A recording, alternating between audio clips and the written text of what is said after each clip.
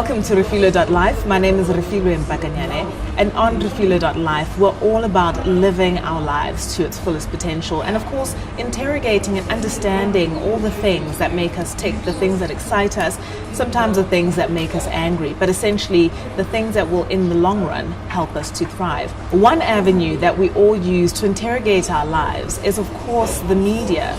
This is a mirror that we see ourselves in, and sometimes we quite often don't see ourselves reflected in, especially in the South African or African landscape. And with me today to unpack this is Ramona Michaels. She's a brand manager at an alcohol company. And what we want to understand today is how and why the people whose business it is to get our money, to get our attention, sometimes get it so wrong when they represent us on screen, in print, especially in advertisements. Ramona, welcome. Thank you so much for your time. Thank you, Refiloe. All right. Thank you for having Ramona, I think the most important thing in this discussion is understanding what the value chain is. As the client, you find an agency and you brief them and you tell them, I have a certain product that I want to sell. How does it work? So in an ideal situation, the bigger the brand you are, you have an agency on retainer already. Yes. So you would just normally brief that agency on the campaign that's coming up. And also, you would hope that your agency would come up with the idea, but there are certain situations where you have to kind of spoon feed them or give them clear direction on what needs to happen.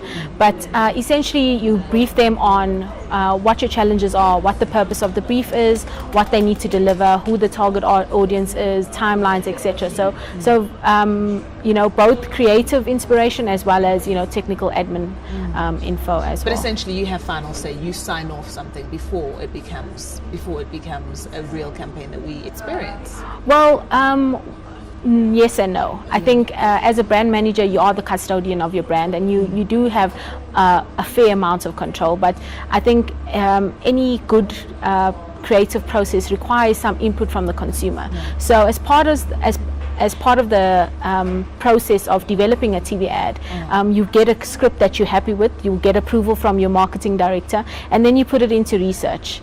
How does it happen that in 2015, 21 years into democracy, we still have instances where brands will sell us a product by having singing, dancing black people? Is that all we do? Is that how we're perceived? Surely not.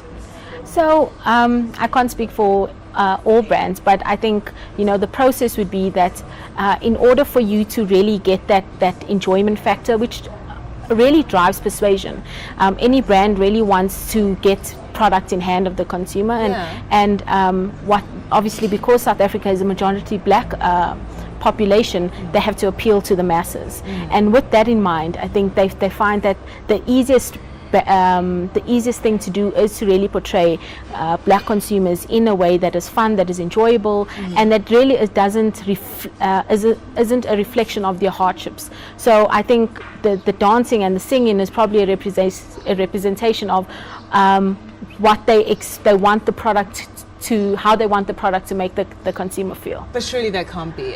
We sing for tea, we sing for washing powder, we sing for alcohol, we sing for cable channels.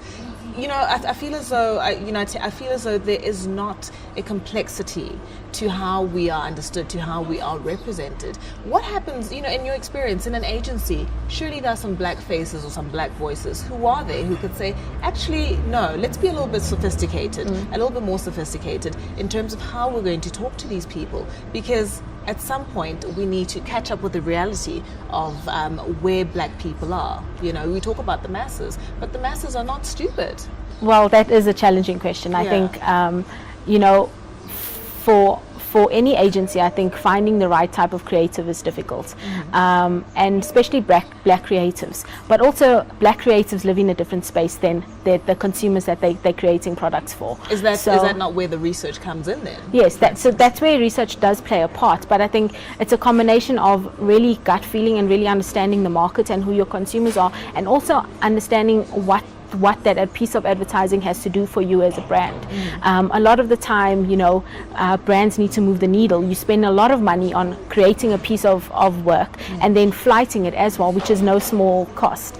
And with that, you have to really understand what the challenges are. And sometimes you just say, this is actually the simplest story to tell. It appeals to 60% of our audience, and actually, the 10% elite guys, it's okay, they can be outliers because they're not gonna buy my product. They appeal to they've got a higher sense of order. They feel that they can afford something a lot better as opposed to this product. So that's where my sense is, what might you think might be something going wrong, where it's actually a decision that has to be made to say, we're going to go with the simplest storylines. It's the clearest. Yes, it does portray people in a way that some might feel offensive and some might feel is not progressive enough, but some brands aren't progressive. They stick with the formula. That's the winning formula, and that's what's going to drive our consumers into store and product into hand. Now, I want to talk about the use of black people in an ad and white people in the exact same advert. And I'm sure you've seen that happen. We'll have a specific product and yet there'll be a use of different races for the exact same thing. What in the world is that all about? Because surely it's understood, right? You're selling the product. Why have two different faces for the exact same thing? So brand appeal, I think that's what it comes down to. Are we that basic? Reviewers, a lot of times I think myself, why do I have to be so racially sensitive in my commercials? But it comes across in my research when I don't portray my consumer in my commercials.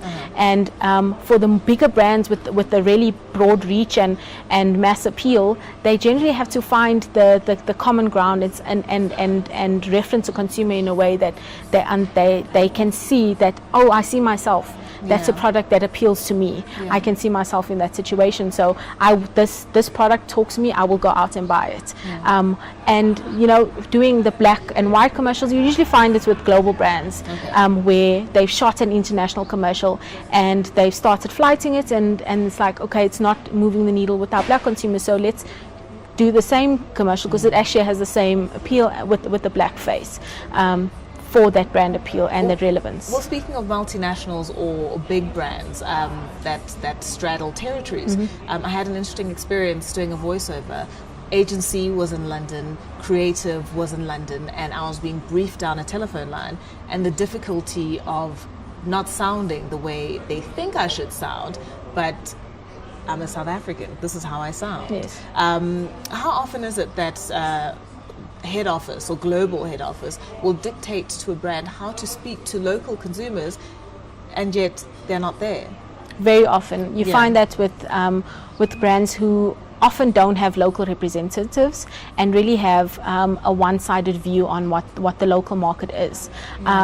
It's more difficult with smaller brands, especially who are tapping into or trying to penetrate into a local market, and you have to use your global assets because that's all you have. You don't have enough budget to create your own, and that in itself proves challenging because we have a very unique local audience and local markets which cannot be replicated anywhere despite the type of product you're offering. I'm in the alcohol industry and we find the same thing where what we create locally doesn't appeal even to our African counterparts, and let alone our US or our Colombian or our South American counterparts. So that does prove challenging. So Ramona, we've been talking at length about how we feel as black people and how we're represented in media, especially advertising, because that is a specific exercise in trying to get our money and making us spend on product. Is it in the power of clients to say, listen, I need a more sophisticated approach to how we talk to people, because we see that in advertising that speaks to other races, and I don't believe that using the excuse of speaking to the masses actually cuts it. How powerful is client, and why is there not a move to do more? That's definitely true, Refiloe. You do have, as a client, have the responsibility. You have the power, but it's also the brand's proposition as well that you have to stay true to. I mentioned earlier on that as a brand manager, you're the custodian of the brand, and you have to always ensure that the brand stays true to its proposition and its positioning in the market. With luxury alcohol brands or any luxury brand, it's much easier to work your communication in a way that it's very premium and that's sophisticated. And it does appeal to people in the township, but there is only a few that can afford those type of brands. So if your brand is more mainstream brand that really is about volume, about low margins, and to ensure that it really is supporting the bottom line of a company, it has a role to play, and that has a job, and you as a brand manager, you have to play by that and ensure that your brand lasts for another 100 years. So as a luxury brand, yes, it's much easier, but if your brand is evolving, it should still remain progressive in its communication, regardless of whether you're appealing to a mainstream market or to a more luxurious audience. Well, thanks for your time, Ramona. I really, really appreciate it. And hopefully we will in the future experience a time where black people are not singing, dancing, clapping and skipping rope for pads, liquor and other things in advertising. I really look forward to that. Please follow us on Instagram, on other social media, that's Facebook and Twitter. It's Refiloe.Life. Check out the website, Refiloe.Life, and of course subscribe to the channel. Thank you for your time.